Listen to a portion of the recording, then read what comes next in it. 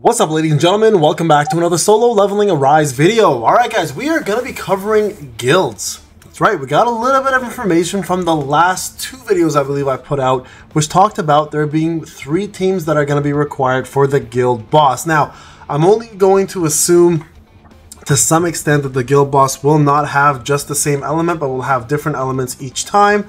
So let's discuss a little bit about what we can do and how we can set it up, okay? Now, the reason why I want to cover this is because this is going to give you guys an idea of the best units to put in each elemental team, plus some of the best options you will have to build these teams with universal units. That's right, we're going to call them universal units. Now, these are units that can fit into any team no matter what element they are, and there's going to be a little bit of discussion around those units and why they're considered universal. So let's talk a little bit about those universal units. Now remember, these units will fit and should be on each team. Ideally, you want to separate them if you have 3 teams. 1 unit per team is more than enough to help you out, but sometimes if you have a couple extra ones you want to throw in there, especially if new units are coming out, which we know they will be before guilds are dropping, you may have additional ones in the future, and I may do an update on this. Okay, so let's talk about the first universal unit, and that is going to be Min. Now, Min obviously is ideally a good light unit, but he does fit in every mold. Not only does he increase power gauge, not only does he give you crit rate at A1, not only does he increase your crit damage and damage increase in general,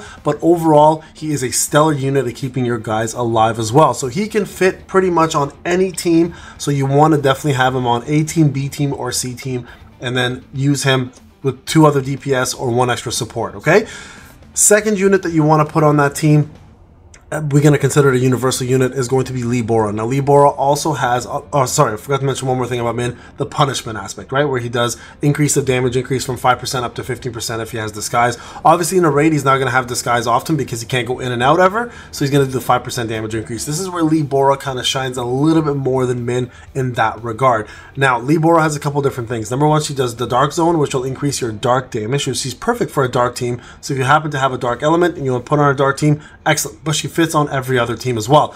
Her dark zones not only increase dark damage, but it also removes all debuffs on the floor. So if the dragon, for example, or whoever the boss is, does poisons on the floor or any type of burn on the floor, she can remove them easily. And not only that, she also summons foxes to do extra damage, but on top of that, she does the charm effect, which will increase the damage you deal to that opponent by 15% for 15 seconds, which doesn't require any form of disguise. So that's where she kind of takes a little bit of an advantage over Min in raids, because Min can't disguise himself after he does his initial coming into the fight and doing his punishment, okay? Keep that in mind. So that's unit number 2. Now we're going to talk about the third unit. I'm going to add a couple extra options for you here as well too. All right, and the third unit here is going to be Mei Lin. Now Mei Lin is perfect, and I mean perfect for a water team, okay? Not only does she increase the amount of water damage you do on the opponent with her debuff, but she also increases all of your attack, your core damage, etc. Right? And she gives additional power gauge depending on where you are in regards to the actual advancements of her. Now, she's excellent and the best on a water team, but it doesn't mean she can't shine on any other team. So these 3 units here are going to be considered your universal best 3 units that can fit on any team. So if you do have all 3, these are going to be your main 3 supports. Separate them on 3 units, or sorry, on 3 teams, and watch these 3 shine. Now, ideally, you want Mei Lin to be on a water team if you can, Lee Bora on a dark team, and Min obviously on a light team. But if those elements are not part of that week or that day, then you can separate them all 3 different teams and do this. Now, remember, a couple things to note as well too. While I'm talking about all this, everything is subject to change from a leak. We have seen that happen before. Yusu Yun, for example, easy example, she went from a breaker in the leaks to non-breaker in the game, right? So keep in mind this can for sure change. Now, if you have SR options, couple decent SR options here as universal units. Joe He, if you need someone to give you a mana battery and give you guys a little bit of healing along the way, is a great addition to any team, especially for starting guilds. Another great option here is going to be, sorry, not Nam, Park Hee-jin, because not only is she going to give you guys the debuff removal on your characters, but she also increases your ultimate damage and gives you power gauge as well too. So these 5 here are going to be what we're going to call the universal units, okay? Now let's set up the best water team. I'm going to give you guys the best options and then some other options included, okay? So best water team, you're going to have Sa and you're going to have Alicia. No one's going to beat this team. Well, the moment you put Mei Lin in this team is unstoppable. Literally probably the best 3-man woman team in the game by far, okay? But because Alicia is universal, we'll keep her up here. Keep that in mind. Now, if you don't have Saw leveled up, you obviously have the option of using Nam, and those are going to be your best ones if you have Saw and you want to take Saw out, right? But ideally, this 3 team here is going to be your best team, with Nam being an optional good second place for a breaker in case the boss has a break bar, which chances are they will. Okay, now let's go over to the fire team. Fire team's pretty straightforward. There's really no one better than this fire team. When it comes down to it, it's going to be these 3 right here. Now keep this in mind. If you are requiring a universal character in here, who do you take out? Now this is up to you.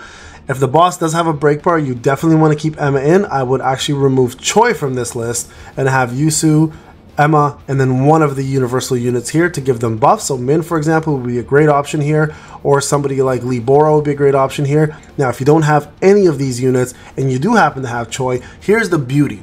Yusu actually does play as a role for buffer as well as Emma for fire units, because Yusu's magic reaction actually reduces the amount increases the amount of fire damage the opponent takes when she summons her little robots, right? So at A1 you're gonna have that really quickly, and then not only that, but Emma also gives defense penetration, which both of these units use. So these 3 actually a perfect fit together anyways, as probably the most complementary team outside of the water team you could probably find. So Yusu gives the fire bonus, he does burns, and she provides you guys with all the buffs that you need, plus the breaks and the AoE. So incredibly powerful team. This fire unit does not require any of these universal units to shine, but if you do decide to add them, there is a great fit for any of these units to work really well with them as well too. Okay, keep that in mind, okay?